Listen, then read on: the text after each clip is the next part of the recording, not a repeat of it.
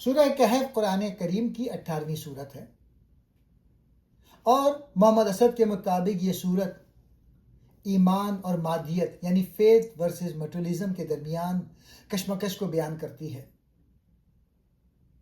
محمد اسد نے اپنی تفسیر میں ان قصوں کو صرف تاریخی واقعات نہیں بلکہ علامتی اسباق کے طور پہ پیش کیا ہے۔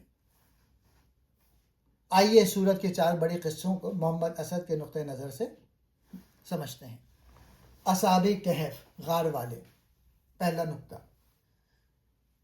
یہ چند نوجوانوں کا قصہ ہے جو اپنے ایمان کو بچانے کے لیے غار میں پناہ لیتے ہیں اور اللہ انہیں لمبی نیند سلا دیتا ہے۔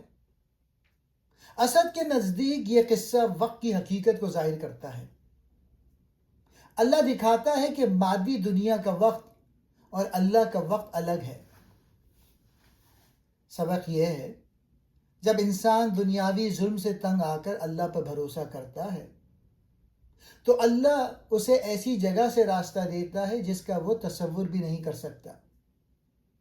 یہ قصہ ان لوگوں کے لیے ہے جو مادی طاقت کے سامنے بے بس محسوس کرتے ہیں۔ یہ سورہ انسان کو 4 بڑے فتنوں سے خبردار کرتی ہے۔ تو یہ جو تھا پہلا والا، یہ ایمان کا فتنہ تھا۔ ایمان کی حفاظت کے لیے کبھی کبھی تنہائی بھی نعمت بن جاتی ہے۔ دوسرا نقطہ، 2 باغوں والا قصہ، اور اس کو جو ہے ہم مال و دولت کا فتنہ بھی کے طور پہ بھی سمجھ سکتے ہیں۔ ایک شخص کے پاس 2 بہت خوبصورت باغ تھے اور اسے اپنی دولت پہ بہت غرور تھا۔ دوسرا شخص غریب تھا لیکن اس کا اللہ پر پختہ یقین تھا۔ محمد اسد کی تشریح، یہ قصہ مادیت پرستی کی عکاسی کرتا ہے۔ اسد کہتے ہیں کہ جب انسان اپنی دولت اور کامیابی کو اپنی ذاتی محنت کا نتیجہ سمجھنے لگتا ہے اور اللہ کو بھول جاتا ہے تو وہ زوال کا شکار ہو جاتا ہے۔ سبق یہ ہے کہ دنیا کی نعمتیں عارضی ہیں، اصل کامیابی اللہ کا شکر ادا کرنے میں ہے۔ تیسری کہانی، حضرت موسیٰ علیہ السلام اور خضر کا سفر، اور یہ ہے علم اور حکمت کا فتنہ۔ یہ سورہ سب سے گہرا اور فلسفیانہ حصہ ہے۔ موسیٰ علیہ السلام ایک ایسے بندے سے ملتے ہیں جسے اللہ نے خاص علم دیا ہے۔ وہ 3 واقعات دکھاتے ہیں جن کی حکمت بظاہر سمجھ نہیں آتی۔ آخر میں حقیقت کھلتی ہے کہ ہر کام کے پیچھے ایک غیبی حکمت تھی۔ محمد اسد کے مطابق یہ واقعہ انسان کو سکھاتا ہے ہمارا علم محدود ہے، اللہ کی حکمت وسیع ہے، ہر چیز فوراً سمجھ میں نہیں آتی۔ یہ قصے انسانی عقل کی محدودیت کو بیان کرتا ہے۔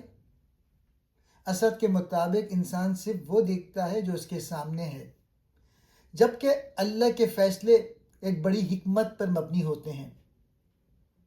سبق یہ ہے، زندگی میں پیش آنے والے ناخوشگوار واقعات کے پیچھے اکثر اللہ کی کوئی بڑی خیر چھپی ہوتی ہے جسے ہم فوری طور پہ نہیں سمجھ سکتے۔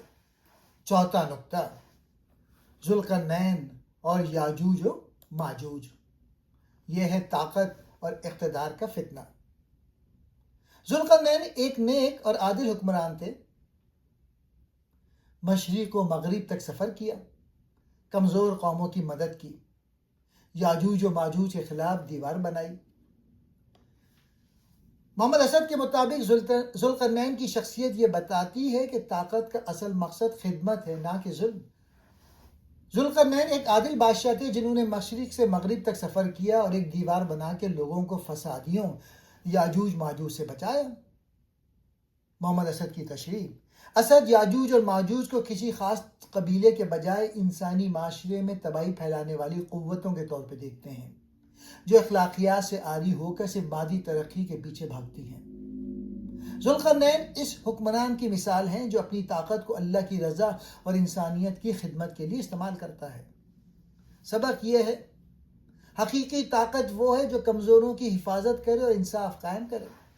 دنیا کی حقیقت ایک عارضی امتحان، سورہ بار بار یاد دلاتی ہے کہ دنیا کی زندگی پانی کی طرح ہے جو زمین کو سبز کرتی ہے پھر خشک ہو جاتی ہے۔ اصل کامیابی آخرت کی ہے۔ قرآن انسان کے لیے سیدھا راستہ ہے۔ محمد اسد کے مطابق یہ آیت انسان کو روحانی توازن دیتی ہیں، نہ دنیا سے بھاگنے کا حکم، نہ اس میں کھو جانے کی اجازت۔ محمد اسد کے مطابق سورہ کہف کا خلاصہ، یہ صورت ہمیں خبردار کرتی ہے کہ دنیا کی ظاہری چمک دمک یعنی دجالی فتنے میں گم نہ ہو، بلکہ ہمیشہ ان حقائق پر نظر رکھیں جو آنکھ سے نظر نہیں آتے لیکن ایمان سے محسوس ہوتے ہیں۔